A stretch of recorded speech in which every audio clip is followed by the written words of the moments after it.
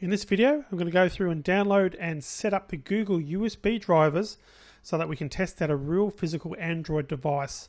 And we'll use that for testing and development purposes. So let's get into it. Okay, so let's set up our physical Android device.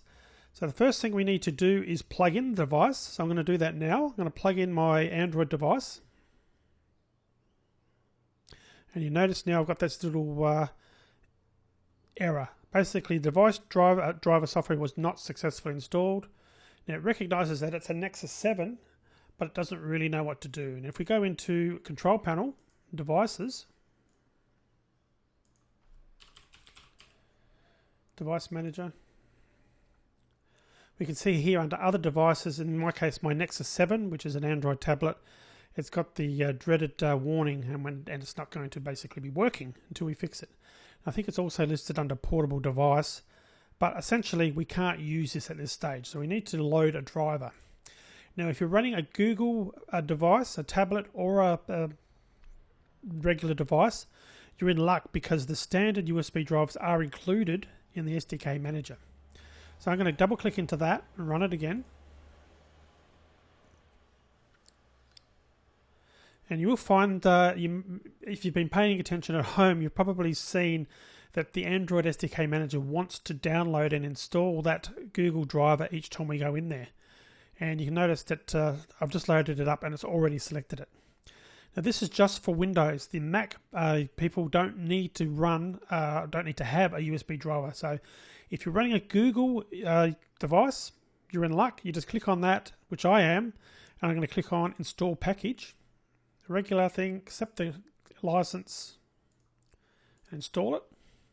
Now if you're not running a Google device, you're running a Samsung or some other device, you'll need to go and find the Windows USB drivers for that model and install them in place of this step effectively.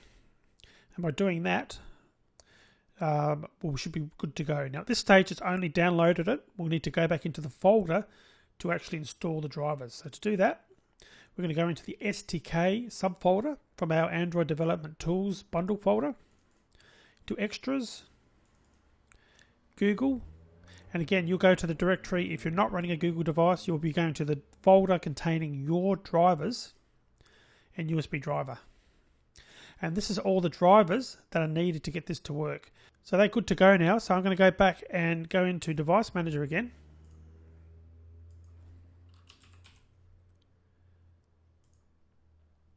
I'm going to click on my device which is not working. I'm going to right click it, click on Update Driver Software. I'm going to browse and I'm going to go into the folder of where those drivers are. So in my case, if you recall, it was ADP folder, SDK, Extras, Google. I think USB driver might be enough for that. We'll soon find out. Now it's saying in my case, would you like to install this device software named Google? But again, if you haven't got a Google device, you'll need to go and navigate to the folder containing your USB drivers of Windows. In this case, that's correct. I'm going to click on Install.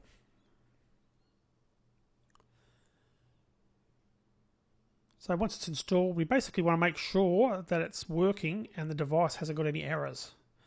Now you can see here now that we haven't got any errors, and it's under Android device, we've got Android Composite ADB interface.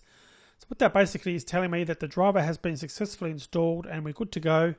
And in a future video, we're going to go through and I'll show you how Eclipse talks to an Android device. But you need to look at the next video first, and that's how to set up Android from the Android device's point of view, so that both the computer and Android can talk to each other. Okay, so let's move on to that video now.